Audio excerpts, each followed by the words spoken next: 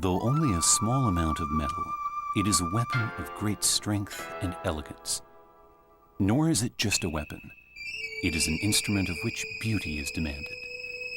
Within its calm serenity lurks a deep sadness, hidden by a mystical brilliance.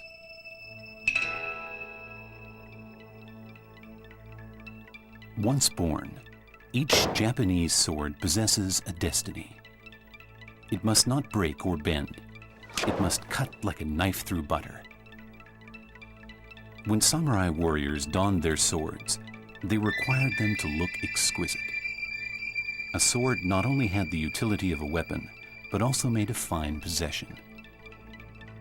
The pursuit of these twin virtues gives the Japanese sword a unique and illustrious history.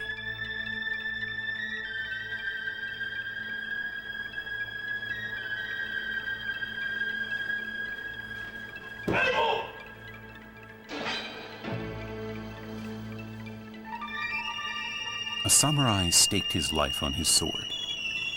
From its origins over 1,000 years ago to the present day, the Japanese sword is steeped in tradition. Down the ages, it has become the object of devoted study by many.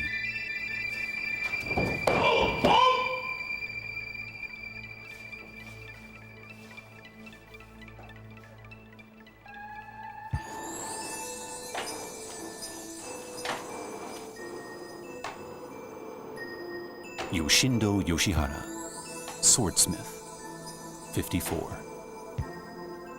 Although there are many swordsmiths in Japan, Yoshindo is one of the few whose unique skills have gained him a following even overseas. He devotes himself to creating only the most beautiful swords. We will be seeing just how he goes about making a single sword. We will also learn just what the secrets are behind a sword that is strong and yet so pleasing to the eye. Yoshindo has never before revealed the secrets of his craft to the layman. Today, we will be allowed a glimpse into this mysterious art.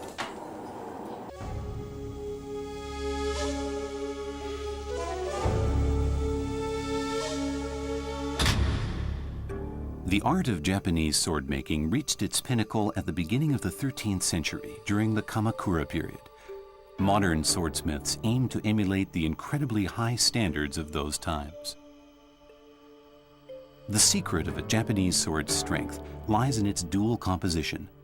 It consists of a softer, more flexible core steel, known as shingane, swathed in a hard outer steel jacket, known as kawagane. This makes the sword superbly strong, difficult to break, and gives it an excellent cutting edge. The other key characteristic of Japanese swords is the use of a raw material known as tamahagane. This special kind of Japanese steel is made by heating satetsu, or iron sand, over charcoal at comparatively low temperatures, resulting in a steel that is low in impurities. Elsewhere in the world, steel from blast furnaces is used. In Japan, rather than using coke, the smelting of tamahagane is done using charcoal throughout. The swordsmith has to distinguish between the different pieces of steel and pick out carefully those best suited to making a sword. This is the smithy, where swords are created. The setup is very simple. To the left of the forge is a piston-operated bellows. This pumps air into the forge to allow the temperature to be adjusted.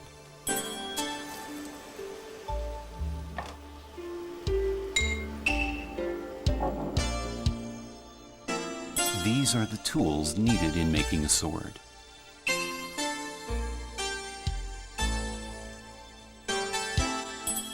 There are tools for grasping the steel and others for hammering it.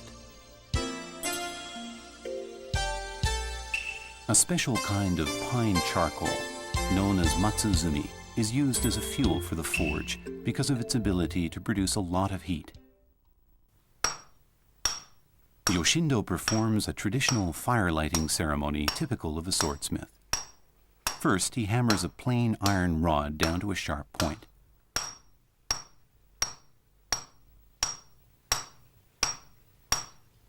When the tip of the rod is struck hard and fast, the the point absorbs enough heat to be able to light a piece of paper. This kind of hammering technique is the starting point for Japanese sword making.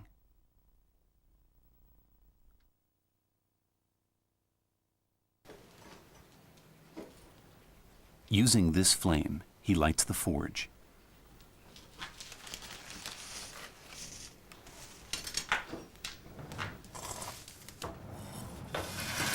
Charcoal is added, and the forge soon begins to produce heat.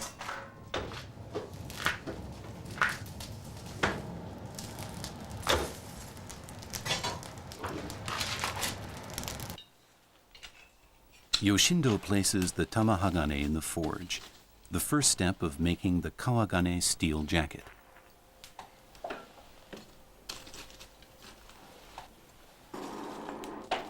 Working the bellows, the smith pumps blasts of air into the forge. Adjusting the heat, he smelts the tamahagane.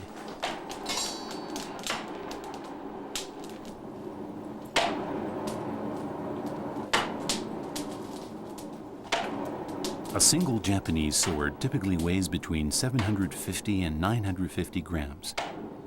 During the sword-making process, most of the raw material is removed as impurities. Therefore, around 3 or 4 times this quantity of tamahagane is used to make a katana. When the piece of tamahagane has become red hot, Yoshindo pulls it out of the forge and holds it on the anvil while his disciples hammer it flat using 10-kilo hammers.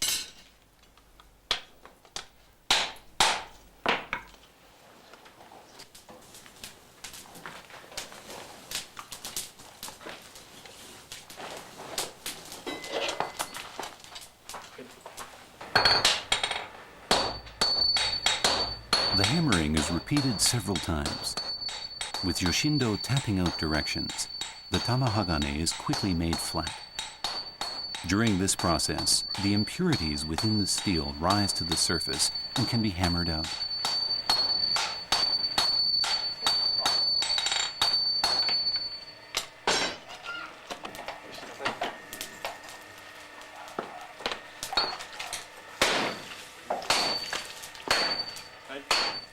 Once the steel is about the same thickness as a cracker, the process known as mizuuchi is performed.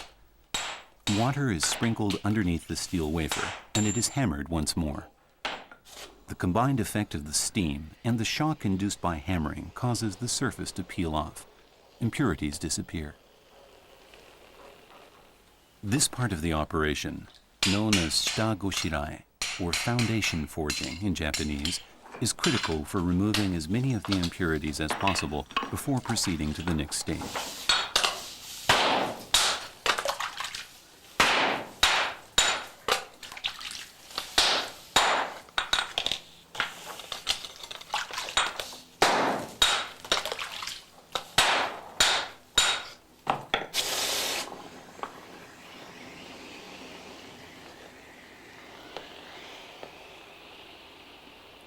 When the steel is quenched in water, cooling it down quickly, it is made harder. The wafers of hardened tamahagane are broken into smaller pieces. At this stage, the carbon content of the steel is still too high. Although hard, the steel in its current state would make a sword weak and extremely brittle. Yoshindo must once again select which of the small, thin, broken-up wafers of tamahagane are best suited to make the sword.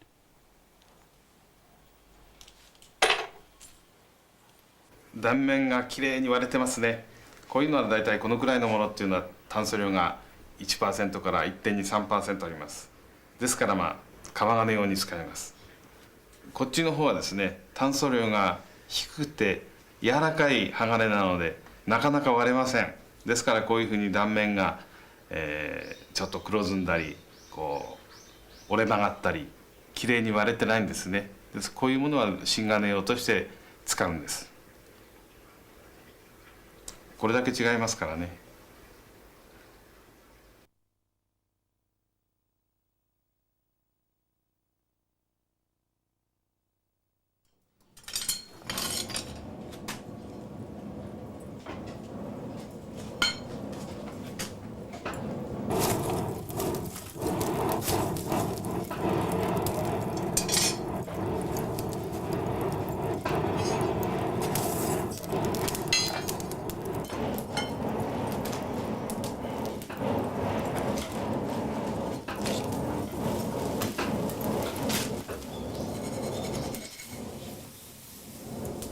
Yoshindo makes a steel plate welded to a long handle out of tamahagane steel.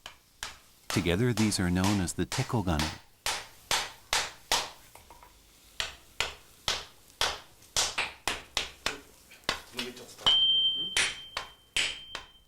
All the operations are performed with barely a word spoken. The commands of the swordsmith's hammer is all that is required.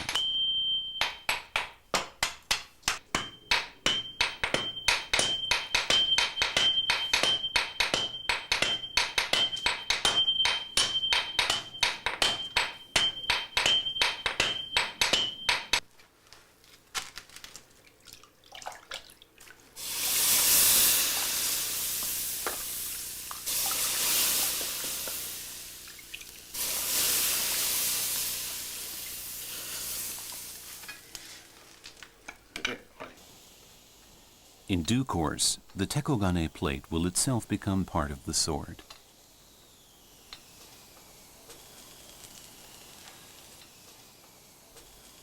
On top of it, Yoshindo stacks a pile of the selected tamahagane wafers, leaving no gaps in between the separate pieces.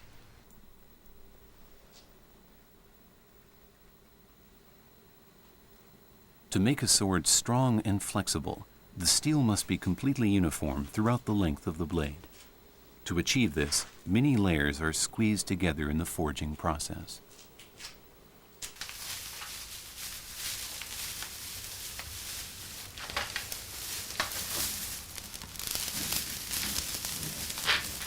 Burning rice straw is another vital part of the whole operation.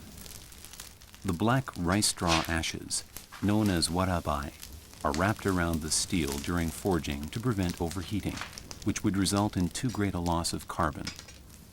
This makes them one of the secrets of sword creation.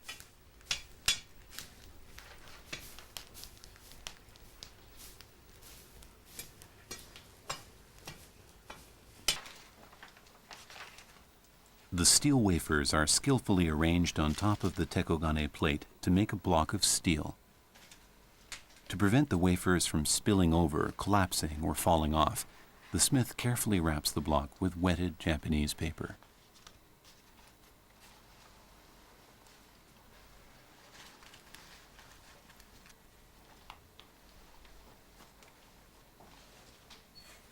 The black warabai ashes are coated onto the paper-wrapped bundle.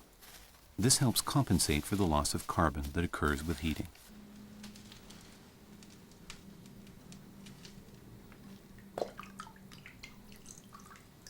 Yoshindo now pours a clay and water mixture over the block. The clay and ash wrapping ensures that heat passes evenly through the block to its core. As the temperature of the block mostly rises from the inside out, this prevents carbon loss happening on the surface only. The result is a steel block which is uniform. The use of straw and the clay slurry is typically Japanese.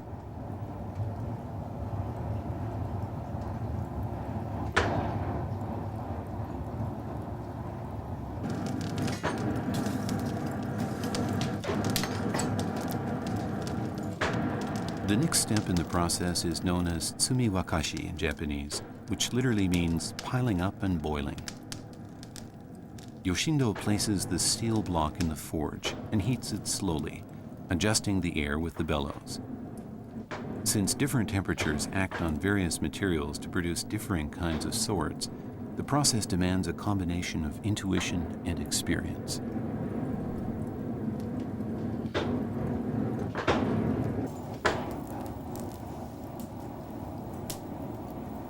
Peeping into the forge, he can see that the surface paper and ash wrappings have already melted. He does not want to melt the entire block of steel away. Sensing when the inside of the tamahagane block is almost boiling demands a high degree of skill.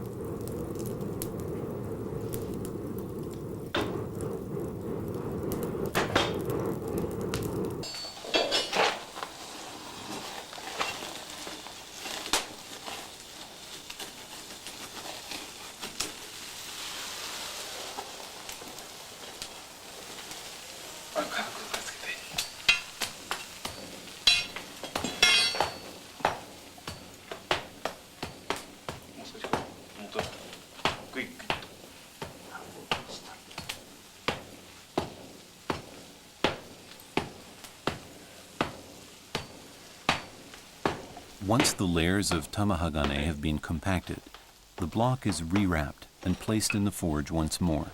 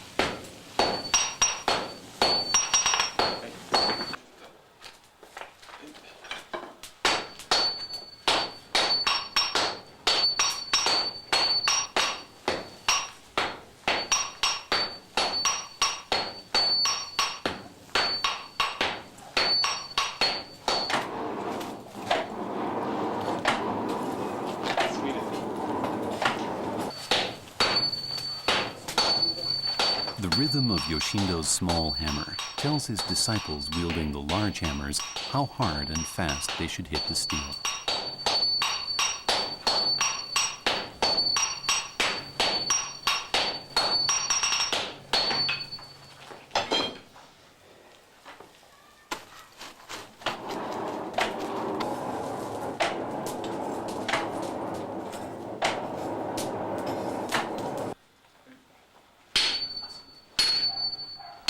In the next stage, a cut is chiseled into the block and the steel is folded back over itself, resulting in a new piece double the original thickness. This process is known as orikaishi, or folding back in Japanese. Each time this is repeated, more impurities within the tamahagane, principally titanium, phosphorus, and sulfur, are peeled or scraped off, or scattered by the hammer blows. Each repeat also reduces the carbon content a fraction. To reach the correct level, the process needs to be repeated around a dozen times. The orikaishi continues, and each time the new block is wrapped in ashes and coated in the clay slurry.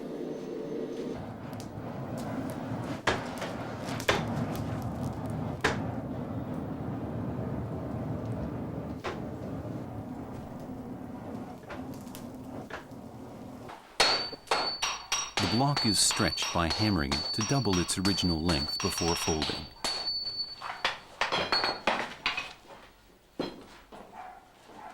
The first cut was made crosswise. The next cut is made lengthwise. Cutting this way in a cross formation is a matter of careful calculation. What is the purpose of it?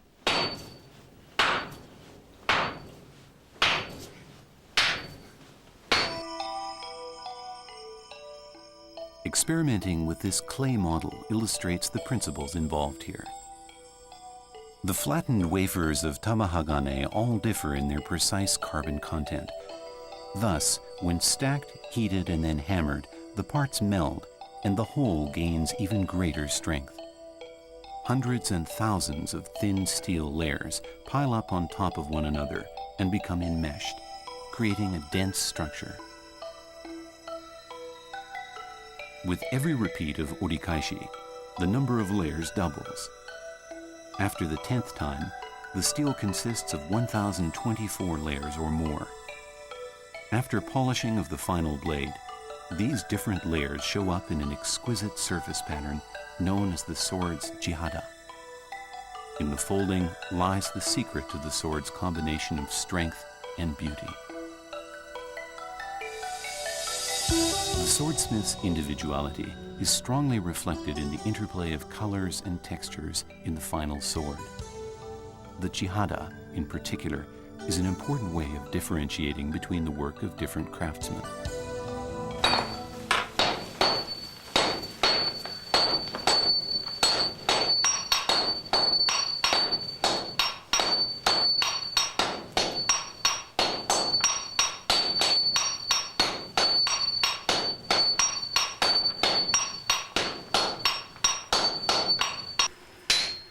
stage is now set for the smith to sever the steel from its tekogane handle.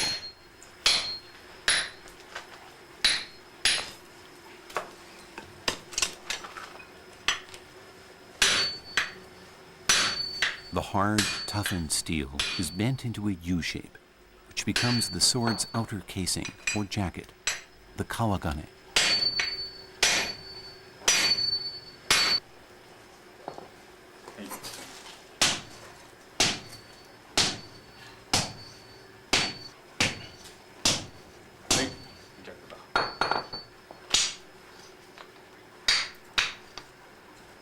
Formed by a similar process, the slightly softer shingane forms the core of the sword and is inserted inside the jacket. Hardened steel is used for the cutting edge. The more flexible inside of the sword absorbs the shock of an attacking stroke. This use of harder and softer steels in Japanese swords distinguishes them from swords made elsewhere, which are made of a uniform steel throughout.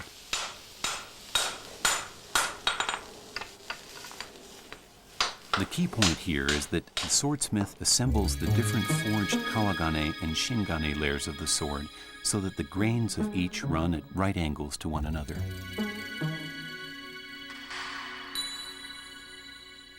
The precise way the kawagane and shingane combine leads to a myriad of different possibilities, producing swords of varying strength and movement. The beauty of the jihada truly reflects the skill of its creator.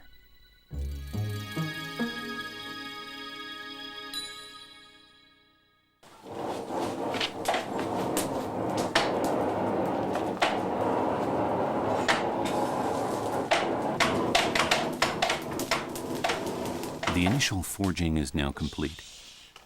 Yoshindo now moves on to shape the sword to his liking.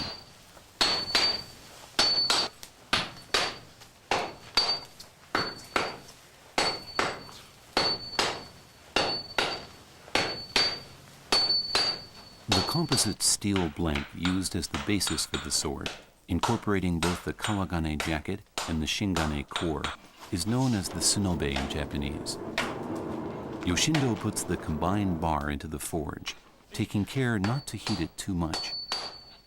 He then hammers it into the rough shape of a sword, lengthening it as he goes. He has to be careful not to destroy the balance between the jacket and the core steels.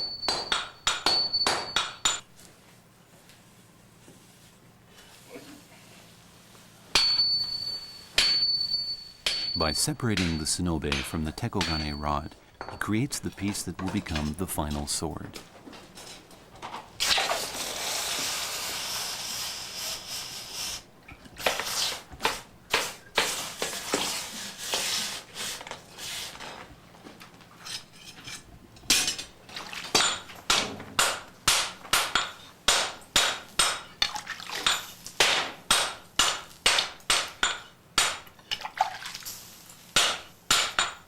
By this stage, practically all of the impurities have been beaten out of the tamahagane, leaving only about a third of the weight of the original material.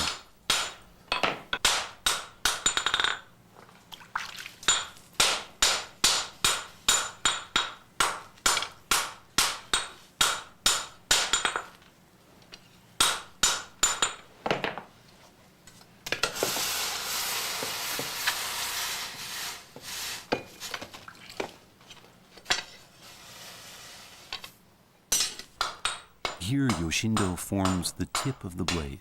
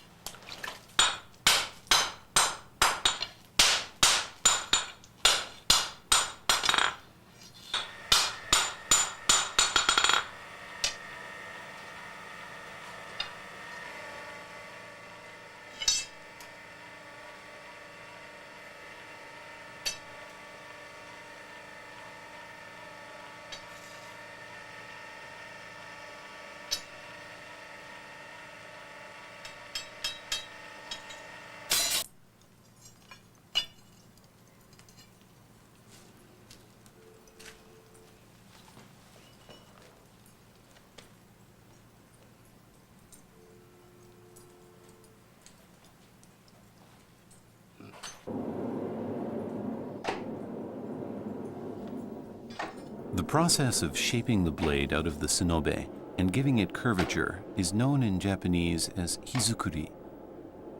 His disciple's assistance is necessary up until the formation of the sonobe, but hizukuri is the job of the swordsmith alone.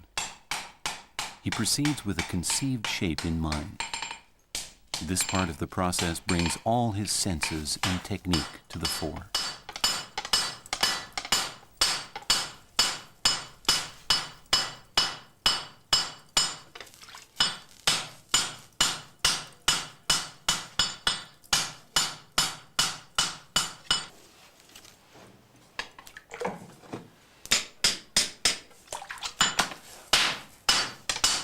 It is crucial at this stage to minimize the number of times the blade is heated up.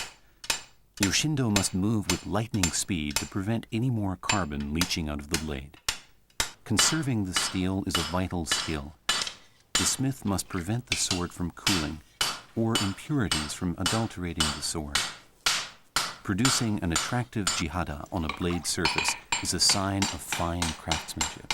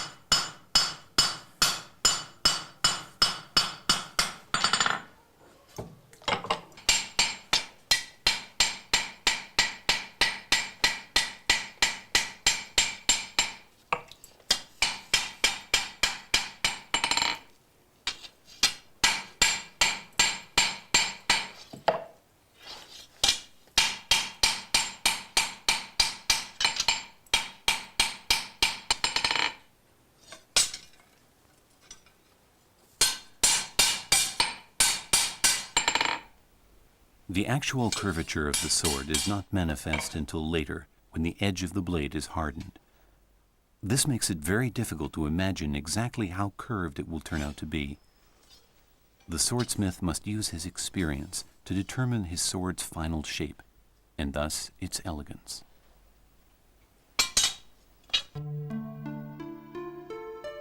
Once hizukuri is complete, you can begin to imagine the blade in all its final splendor.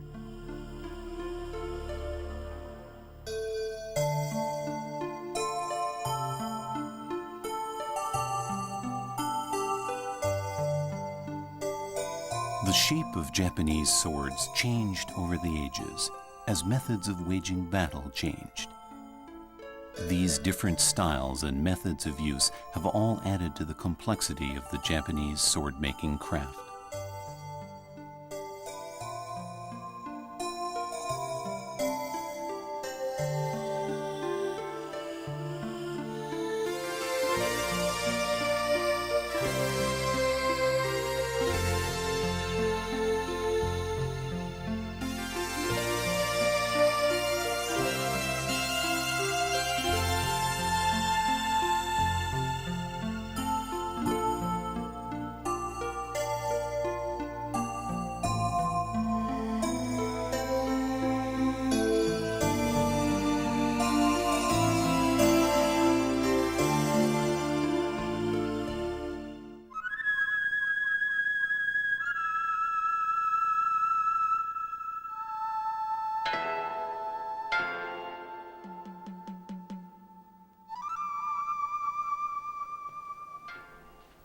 Having used his hammer to shape the blade, Yoshindo now begins the finishing process.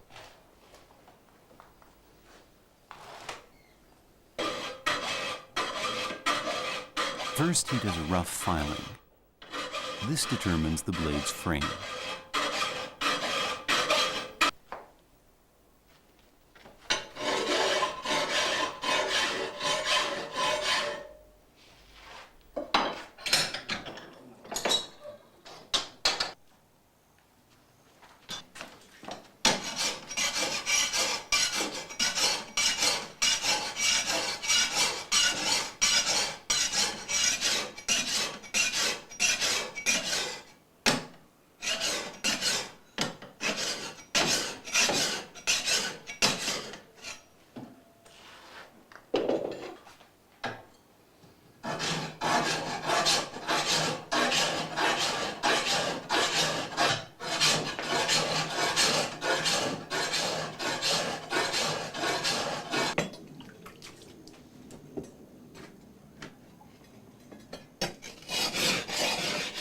This part of the process is finished with a whetstone.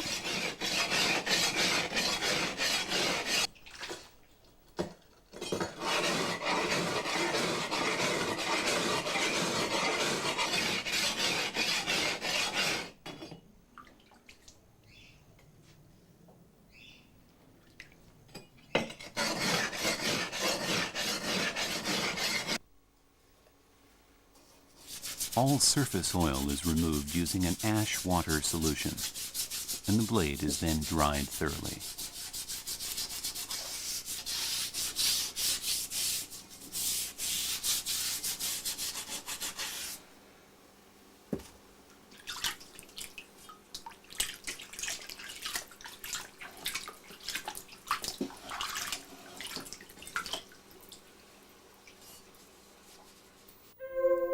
The smith now turns his attention to the single most important part of the blade, the hamon. This is the pattern created along the blade in its final quenching. Yoshindo's own particular specialty is a type of hamon called ochoji, or big clove blossom, a derivative of the clove blossom patterning developed to perfection in the Kamakura period. This type of hamon is considered one of the most beautiful.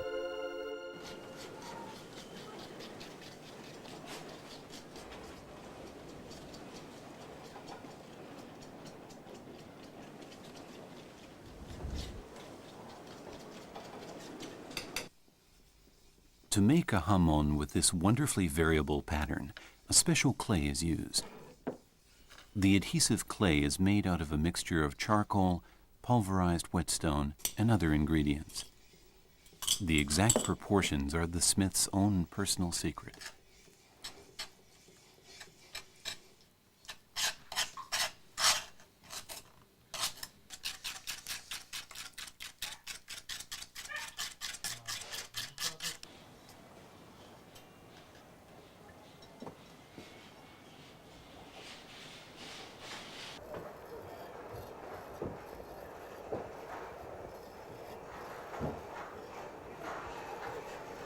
Having carefully prepared the mixture, Yoshindo applies it to the roughly ground sword with equal delicacy.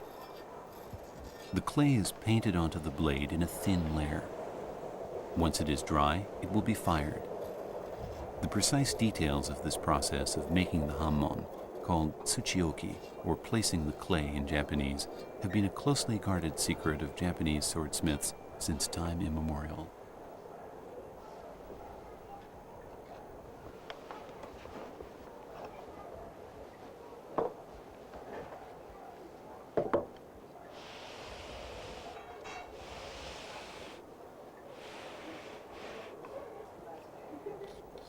Yoshindo now uses a thicker clay mixture to coat the remainder of the sword.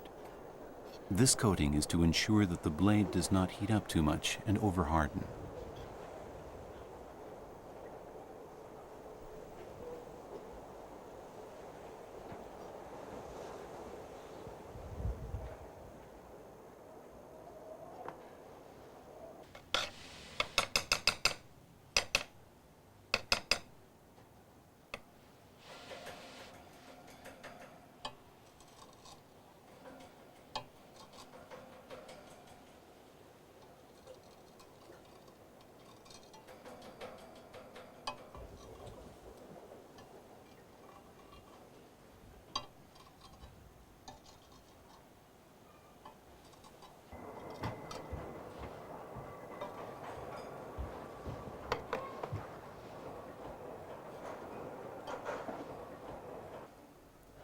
It is this process that brings out the hamon. Yoshindo makes his signature clove blossom pattern using a fine spatula to place the clay on the blade. A complex pattern of straight lines, crosses, and points will result in the wondrous clove blossom, or choji hamon.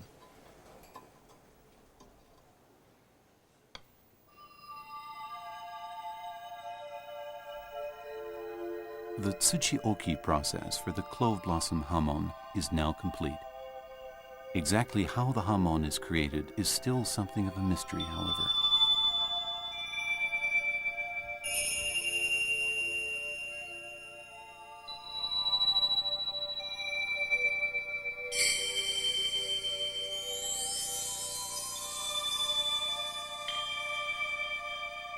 This is a pattern for a relatively straight hamon, called tsuguha in Japanese.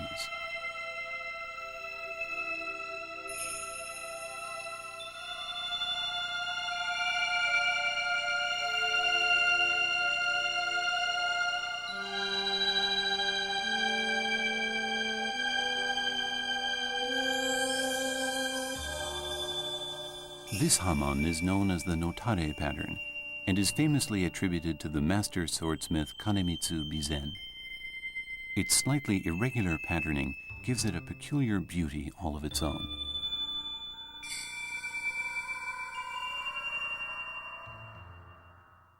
機能を追求するだけで切れ味だけでいいっていうのならね、本当に簡単なすぐ刃でいいし、それで十分に満足できるんですけども、やっぱり美しさ、その機能の中から出た美しさを追求していくんですからね、どうしてもその丁子乱れであるとか刃中の素晴らしい働きを出したいと思って、うちは丁子乱れを主にやっていますよ。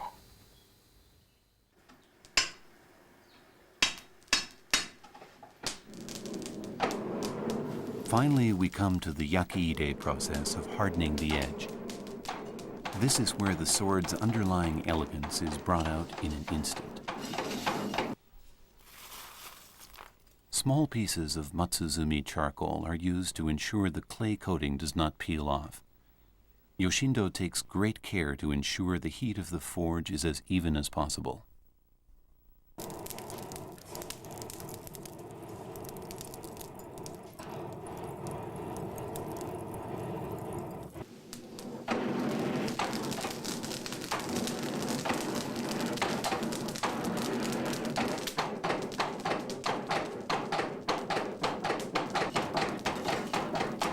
Because he must be able to distinguish very subtle changes in the color of the hot sword, Yoshindo performs yakiide in pitch blackness.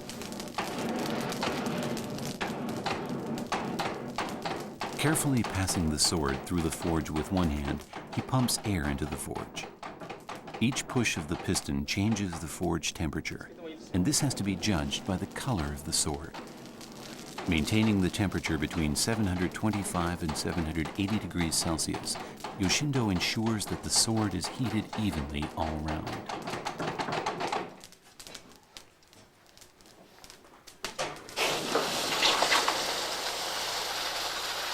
Then he quenches the sword suddenly in a trough of water. This dramatic cooling, owing to the peculiar properties of steel, produces a different crystalline microstructure at the edge of the blade, called martensite, which is particularly hard.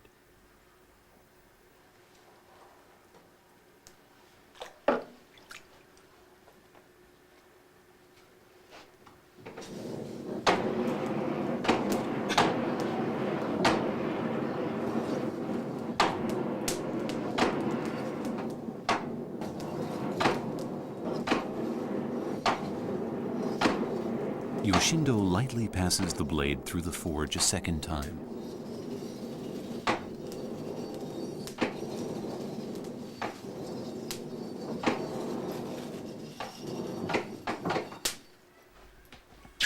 Next, he tempers it by quenching again.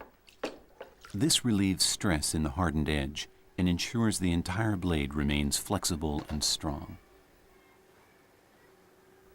After yakiide, the curvature of the sword has increased slightly.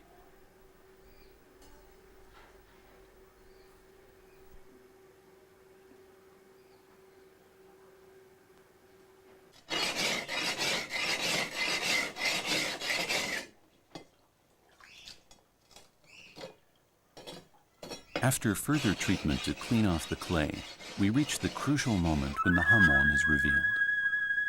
The clove blossom line should be very clearly visible on the blade. At this point, Yoshindo can tell whether yakiide has been a success or not.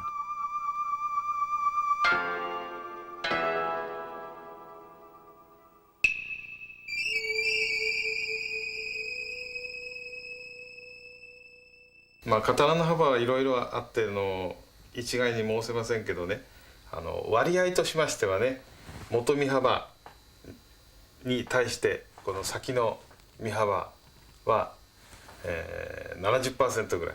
厚さの方も元の厚さに対してこの先の厚さがやっぱり 70% ぐらいっていうのが誰が見ても一番いい形に見える、まあ標準的な形ですね。寸法の割合ですね。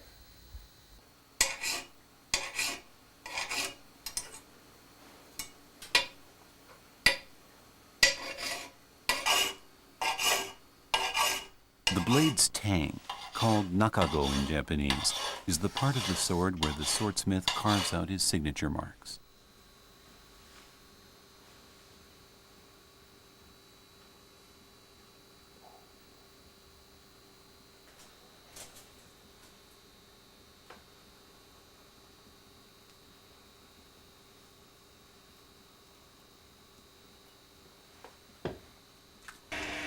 The mekugiana, or rivet hole, is drilled into the tang for the rivet that will secure the blade to the hilt of the scabbard. This helps improve the sword's balance.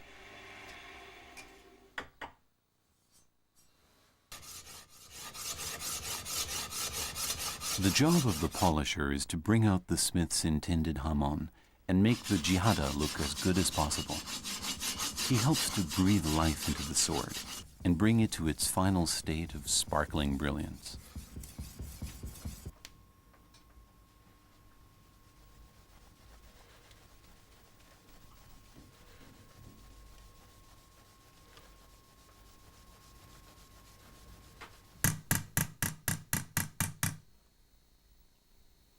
Inscription marks often include the swordsmith's name, the date of creation, and the name of the person who ordered the sword.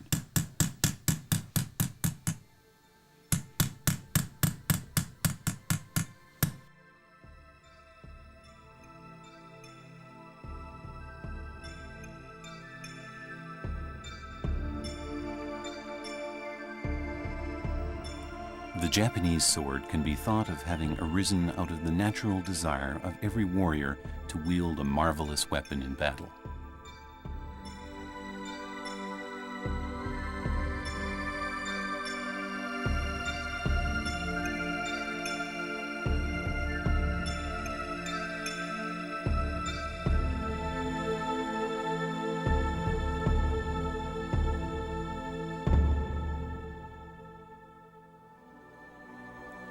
The cherry blossoms enshroud the seated samurai.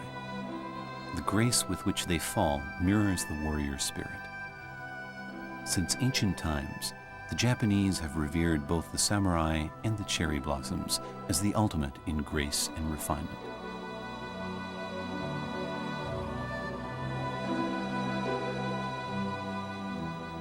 Today, the Japanese sword is also held up as an example of exquisite artistry and craftsmanship.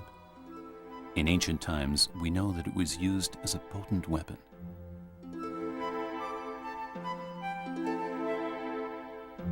Here, mimicking the samurai of old preparing themselves for a battle, the warrior roughens the edge of the blade slightly on a whetstone. This gives the sword an added sharpness. Sword making requires daring and delicacy. The crafted sword concentrates in its fine lines the knowledge of the ages, mixed with a sense of omnipotence. As he polishes the blade, the polisher is aware that he is in fact wearing away the life of the katana in his hands. In the act of creation, he is locked in a battle with his fellow artisans, engaging in the swordplay of the smith.